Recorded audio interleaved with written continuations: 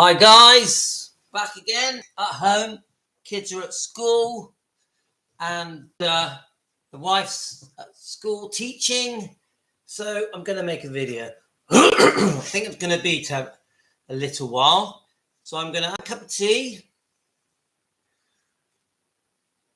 In case you don't know me, my name's Louis. I'm 56 years old, 57 in July, and I've been an Elvis fan since infant school, so around 4 or 5.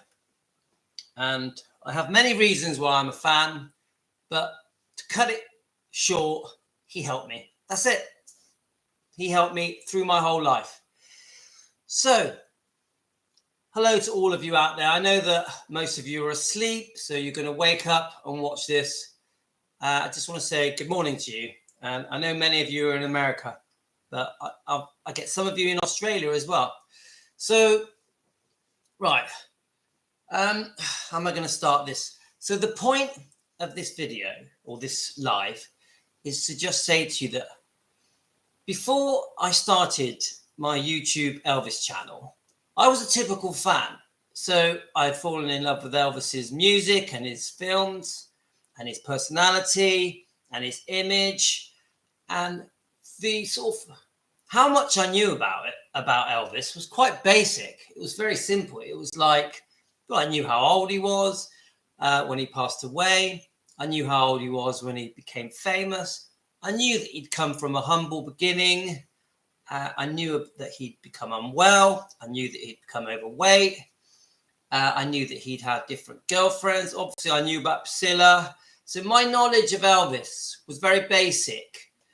I didn't know what a phenomenal, generous person he was. As soon as he was in a position where he could help people, I didn't know just how far he went and to what extent Elvis went to share his wealth, to help people, and to help people that he had never met, as well as his family and friends.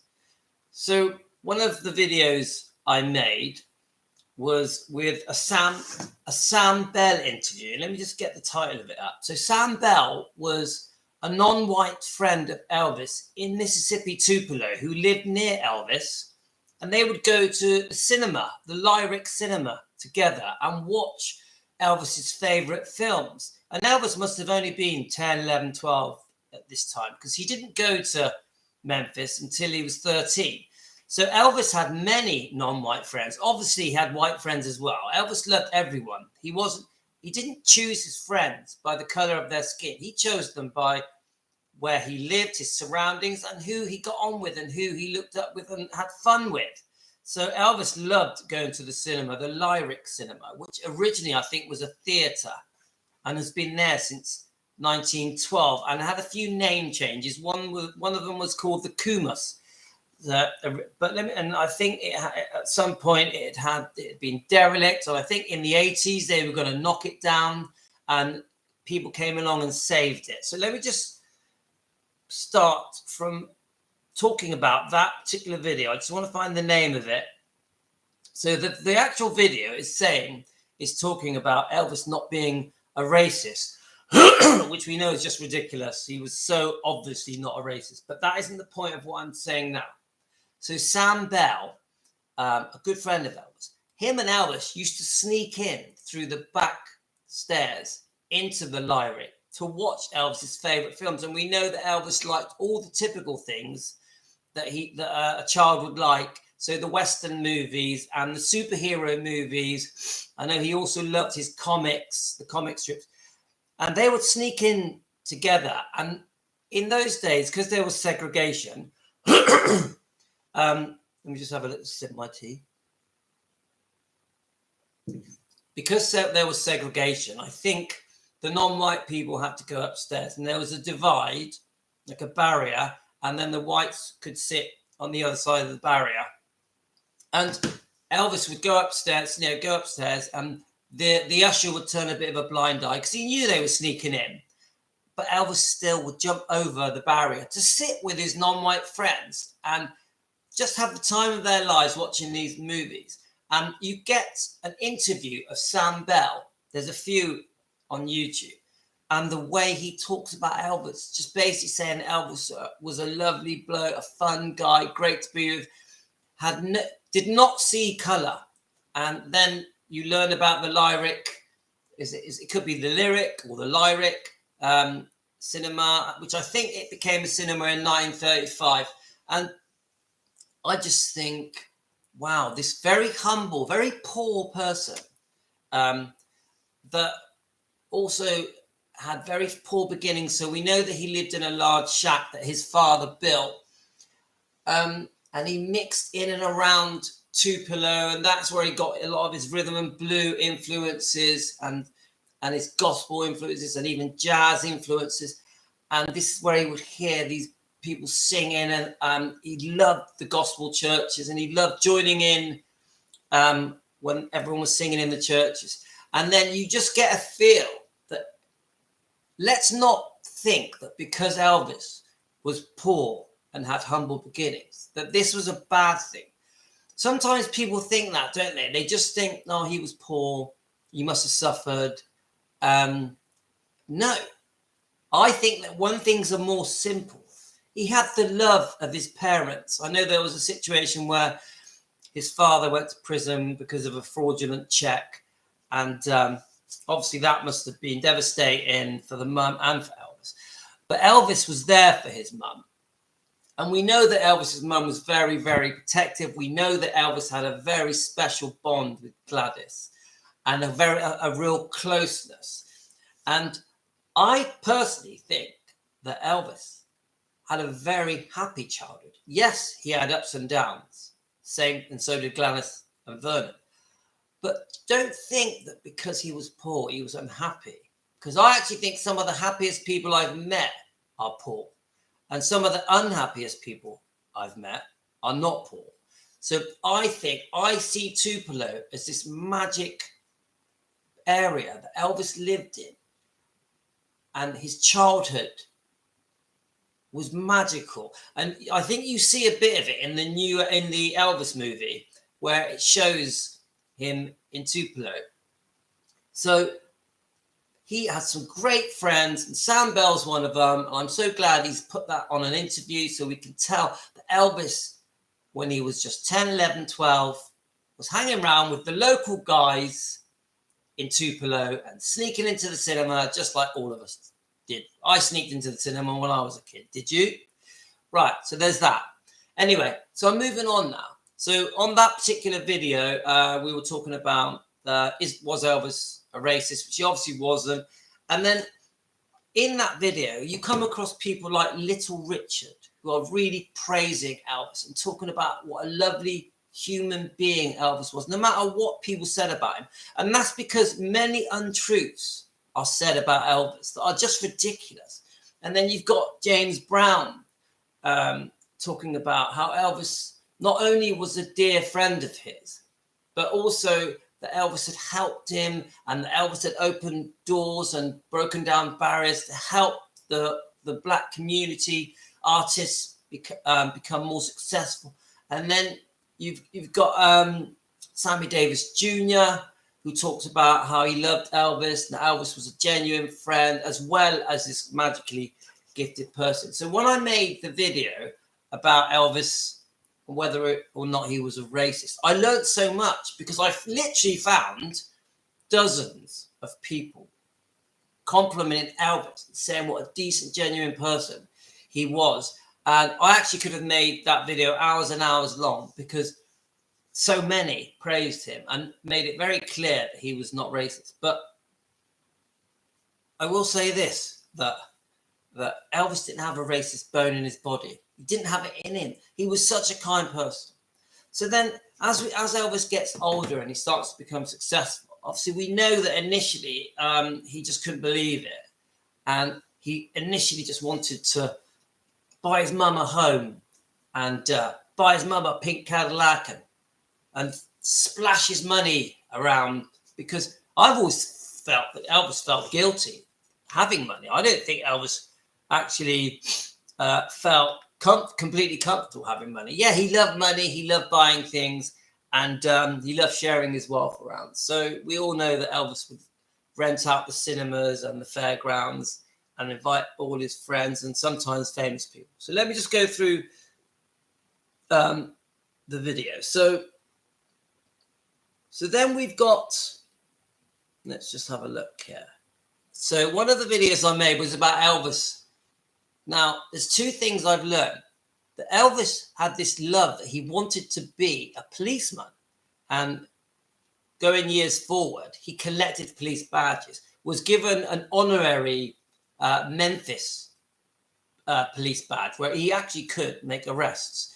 And sometimes he would dress up and stop people. He had a blue thing that he would put on his car, and he would stop people and he would walk up to the window and tell them they should slow down, and then burst out laughing. I just found it hilarious. And Lisa Marie tells this story to Ellen on an interview in one of my videos, and there's some pictures there showing Elvis dressed as a policeman, his police badges that he had, and I just found that hilarious. And I found a little clip of Elvis laughing. I love that video. I only posted that last night. Just on a completely separate note, I did a video on Scientology, and that Elvis actually met the Scientology people. I don't know if he met the head, and he just hated it and thought the whole thing was just a complete rip-off, and thought they were just not, not quite right.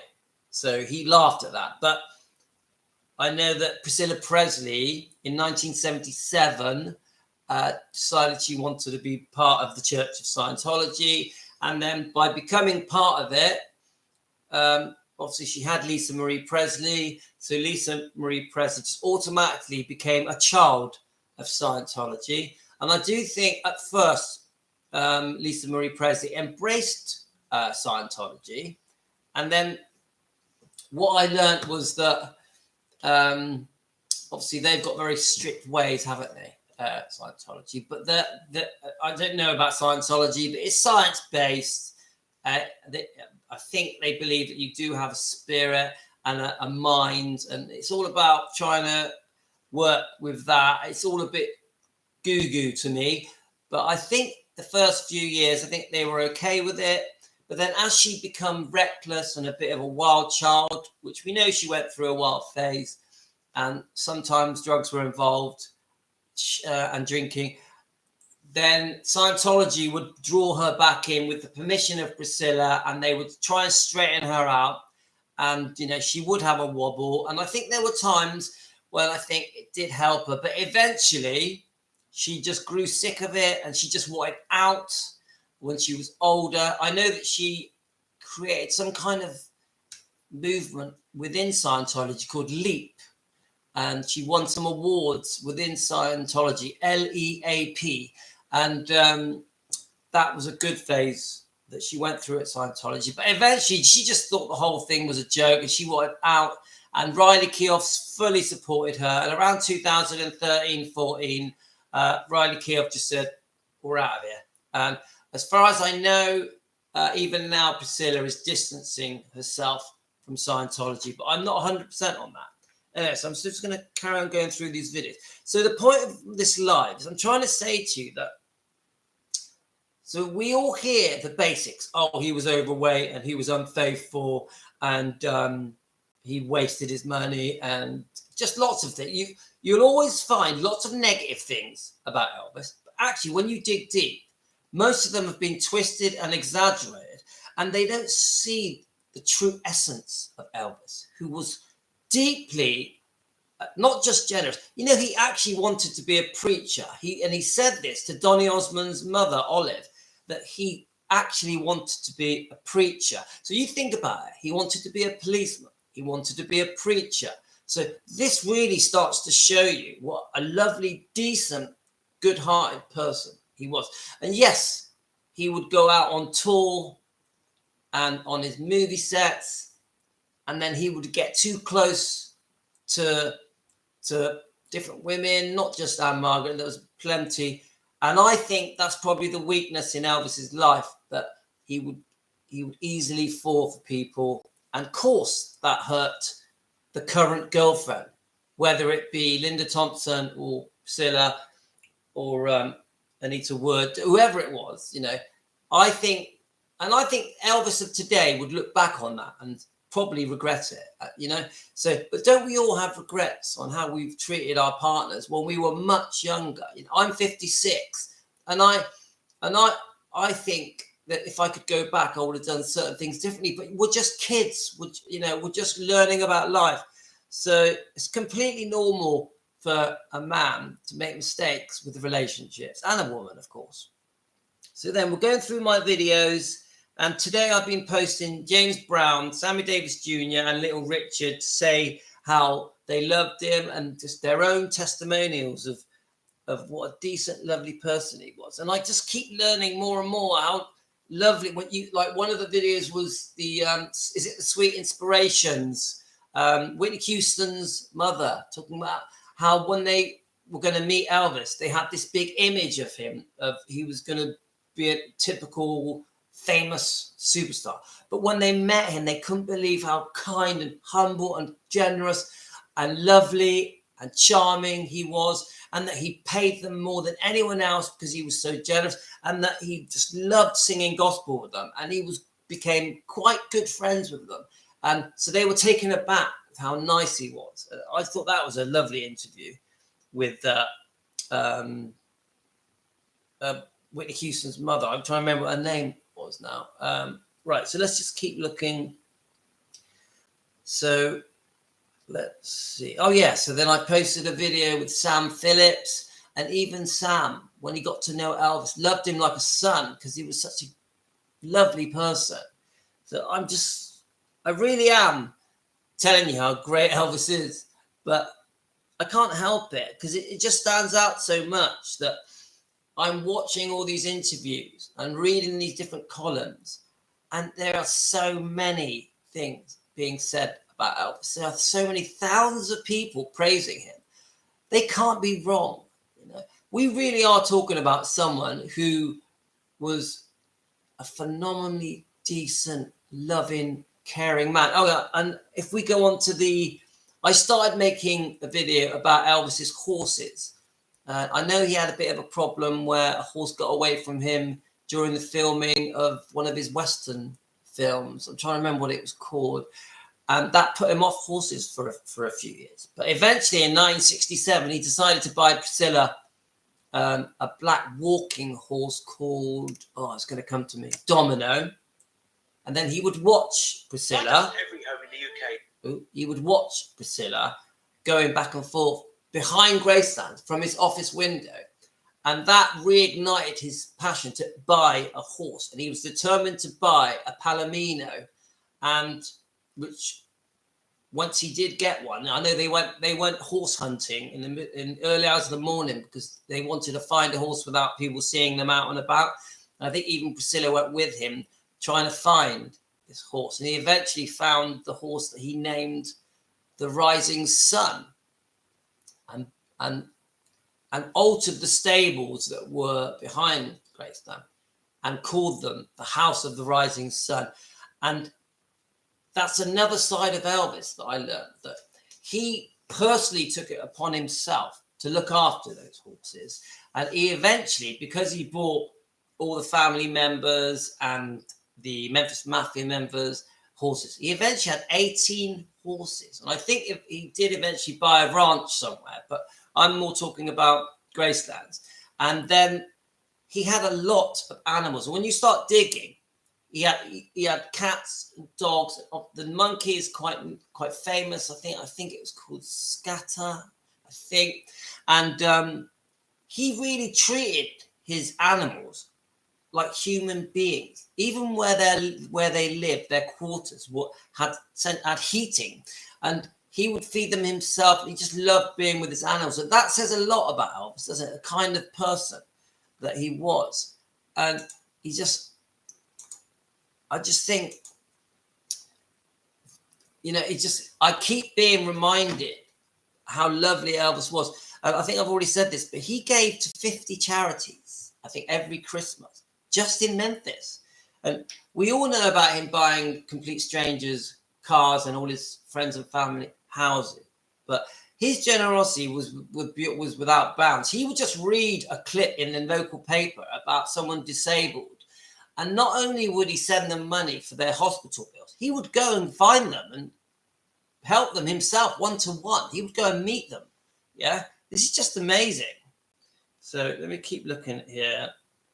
I'm more concentrating on the more recent videos that I've made, and this is the other thing. Whenever I see Elvis being interviewed, especially going into the 1955, 56, and the early 60s, he is such a gentleman. He really takes time to answer the questions, and he doesn't give quick, short answers. No, he goes in detail. Yeah. Hello, Tracy. Yeah, he sure is a role model. And thanks for that comment, Tracy. I hope you're doing well out there. What country are you in? But I just want to say something that I like that, what you've just said, that he's a role model. Is what I'm trying to say. You speak to a stranger about Elvis, and what will they say to you? They'll talk about him being overweight, his drug taking, and him being unfaithful and having a bad temper. They won't talk to you about the real Elvis. And I think if you really stopped someone in the street and said, right, and started listing the kind of person that Elvis truly was deep down in his heart, well, for a start, I don't think they'd even believe you. But Elvis gets a bad rap because he, how can I say it? He is completely misunderstood in the big world. I know that we all see him as this glamorous superstar, and obviously the very wealthy and very successful and very talented. We all see that, but I think a lot of people around the world, especially the newer generation, don't understand just what a great person he was. And even the Elvis movie, We're Lost in Butler, as good as that film was, I don't think that film clearly shows just how great Elvis was and what a decent human being Elvis was. It does a bit, but not enough. I actually think the Kurt Russell film has moments in it that show a kinder side of Elvis, but even that, they do tend to lean towards the side of him that was bad tempered, which I don't like. So then now the Priscilla film, which I did find really boring, by the way. I just generally, it didn't paint him out to be very nice. I mean, it wasn't this nightmare that we thought it could be, but it's just boring. And the guy who played him, he was a nice guy, Jacob Elordi, just didn't get it right. His voice was wrong. He was too tall and bandy and skinny, and he just didn't play it believably. The Priscilla girl, I've forgotten her name now, she was pretty good, but she didn't say a lot, did she? She looked the part. And obviously the Priscilla film, the background stuff, the sets and that were amazing. I have to give Sofia Coppola that. She got the sets right, but she could have done so much more with that film. And I know that from what I'm hearing, Lisa Marie Presley didn't want Priscilla to make that film, and behind the scenes tried to stop it. Anyway, let me just read these comments. So I'm in the United States, upstate New York. I can't talk Elvis with anyone except my grandson, who also loves him. I'm interested in the personhood. I won't give Priscilla Presley a dime. Well, I'm in southwest UK. I'm in a small seaside town called Weston-super-Mare, and I'm 20 miles from Bristol. So I'm actually 30 minutes from Tom Jones's home. Yeah, because I know Elvis and Tom Jones were great buddies. So look, with the Priscilla Presley, we could talk about Priscilla Presley for hours and hours.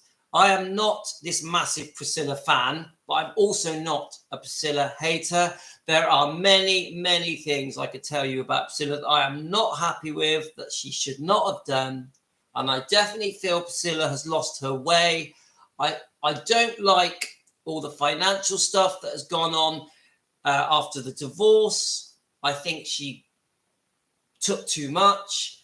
I think she kept going back for more than she shouldn't have done. I think there's also a backstory that many of the public don't understand about Priscilla leading up to the divorce, obviously with the affairs and not just with Mike Stone, but also with her dance instructor and maybe other people. So I know that people paint Elvis to be the unfaithful one, but yes, Elvis was unfaithful, but so was Priscilla.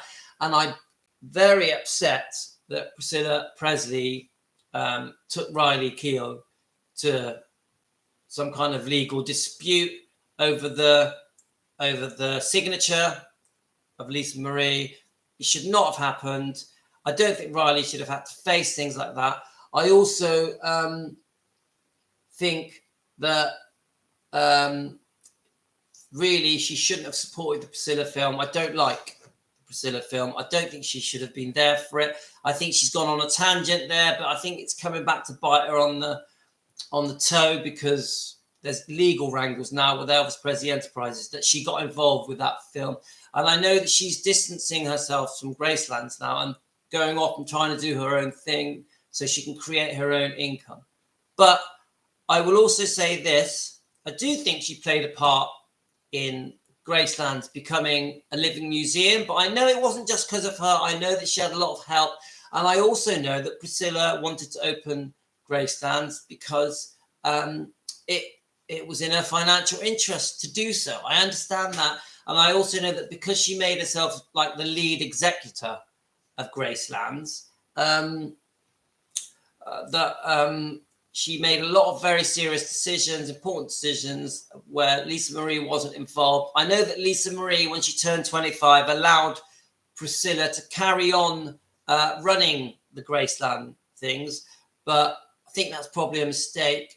But I also understand that Lisa Marie also made financial mistakes as well and wasn't good with money. So, you know, how can I say it? I'm 80% not happy with Priscilla and the things that she has done, but there is a 20% that understands that she was left home a lot, and Elvis was off doing his thing, and that must have drove her mad. And Elvis was unfaithful, so that must have drove her mad. But we know that two wrongs don't make a right, and they were both doing things they shouldn't really do. So that's my stance on Priscilla. But I definitely am not a Priscilla hater. And if she was sat with me now and I was chatting with her, I'll be straight with her and I'll just tell her where I think she's lost her way and the mistakes she's made. But I would also praise the good things that she's done. And 100%, she is one of the reasons she's kept that his memory is still alive. One of, obviously, a small part of the reason, because the real reason why Elvis's memory is still amazing around the world is because of his amazing personality, his amazing talent, and the body of music that he left us, and even his movies, because I watched his movies as a child and I love them.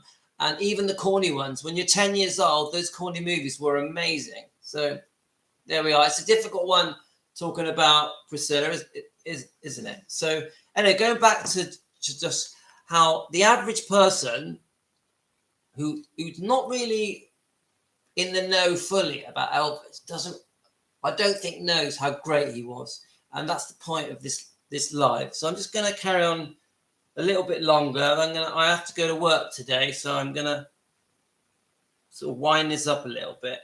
And yeah, so yeah, we've got Nancy Sinatra. Now, you watch one of her interviews talking about Elvis, and she absolutely loved them. All right, that's a surprise, Tracy. But, I mean, it was a brilliant film. A really good film. But I want a film that goes more into his life in a deeper way, that goes more into his girlfriends, like Linda Thompson. I'd love to know more about that. I mean, there is a very sort of low-budget film with Don Johnson that is free on YouTube, and I think it's called something like I think it's Elvis and the Beauty Queen. Look it up on YouTube. It's not very good quality, but it gives you a real good idea of what happened when Elvis split up from Priscilla, and then he met Linda Thompson, and how they met and how they courted. And actually, it's quite a good film. Now, Don Johnson playing Elvis Presley is a bit odd, but you know what? It's worth a watch. So, yeah, then you took a deep dive and hopes to, I'll tell you what, my channel, I don't think I started it that long ago. I don't actually know maybe a year ago, and I only posted 1 or 2 videos just to show I'm an Elvis fan. And there's no way that I thought that my channel was gonna have such a great positive effect on my life and have so many subscribers and thousands of comments. And so this has sort of made me learn so much more about Elvis, because when I'm posting videos now, I'm like, I need to really do some homework, do some research, try and understand. But I'm always making mistakes, and I definitely get my facts wrong sometimes, and I definitely get things wrong on my videos. They're not all perfect. So, do you know what? You're lucky, just like I'm lucky, Tracy. It's great being an Elvis fan. So anyway, where are we going? I keep losing my train of thought. So yeah, I was talking about Nancy Sinatra, how much she praised him. And then you had Bill Bixby, who was also in one of the Nancy Sinatra Elvis films. I think he was in Speedway. And I haven't read Child Bride, but what it is, I keep getting sent loads of clips of Child Bride, and I don't know what to say. I find some of it a bit too much to believe, but I won't rule it out either, because I wasn't there. I wasn't around. I completely understand that they're saying that the whole meeting of Elvis was all pre-planned and set up, and that she was promiscuous before she met Elvis, and she painted this picture. She wanted to come across as being very sweet and innocent, so that when Elvis met her, she lured him in. Now, is it true? I don't know. I don't know. I can't say yes or no at the moment. I need to just keep learning more about it. Do you believe everything in Child Bride, Tracy? I'll have to figure my tea. Right, here we are. Let's keep looking at this. I'll keep going until I finish my cup of tea. Right, so let's look here. Yeah, so we've got footage of Elvis being interviewed on a train, and he's on his way to meet Frank Sinatra and go on to Frank Sinatra's show, and obviously he had decided he was going to change his image, and Frank Sinatra had said some bad things about Elvis, but when they met, they hit it off, and they did become very good friends. They had their differences because of Juliet Prowse. Yeah, okay, it's highly... And I have watched a lot of these interviews, and I have actually been sent parts of the book by different people on my subscribers. And I'm not going to say it's not true. I won't do that. But it's quite shocking to read. I'll say that. So let's keep just going a little bit further. And... yeah, I did quite a few on the funeral, and the way I did the funeral footage was just me sort of talking over this very. I preferred the footage where it looked very genuine and not footage that had been colorized or made to look modern. I wanted the original footage that was a bit blurry and not good quality. That meant a lot to me, because that made me feel like it was more real. So, with just that alone. Yeah, I think that's covered. Oh, yeah, one of my videos that have been... Well, thank you. You take care. Yeah, I know thousands and millions think she was a gold digger, and they're probably right, but it's such a complicated story. Thank you, Tracy. It was nice chatting with you. I'm going to go now as well. So you take care. God bless you. And right. So anyway, I think I've gone on enough. So the gist of what I'm saying to you, and most of you are going to watch this when you wake up, is that the more you dig about Elvis, the more great you find out he was. And he would have been a brilliant preacher and an amazing policeman, a very kind policeman, probably too soft. And we're talking about a man that was so good, he could have been the president. That's how good he was. He really cared. from the bottom of his heart. One of the things I heard is that Nancy Sinatra said that he would ring her up in the middle of the night, worried about the children in the ghettos. Doesn't that just say something to you? He cared about the world. He obviously massively cared about America, but no, he cared about the world, Elvis. And he felt a burden that he was given this God-given talent and looks to make a difference and help the world. And I think it probably became too much for him and eventually just overwhelmed him. That's it. Thanks, guys. I'm going to go. I've waffled on enough. You take care. It was nice chatting with you all. And when you wake up, good morning to you in America and around the world. Going to give you a wave.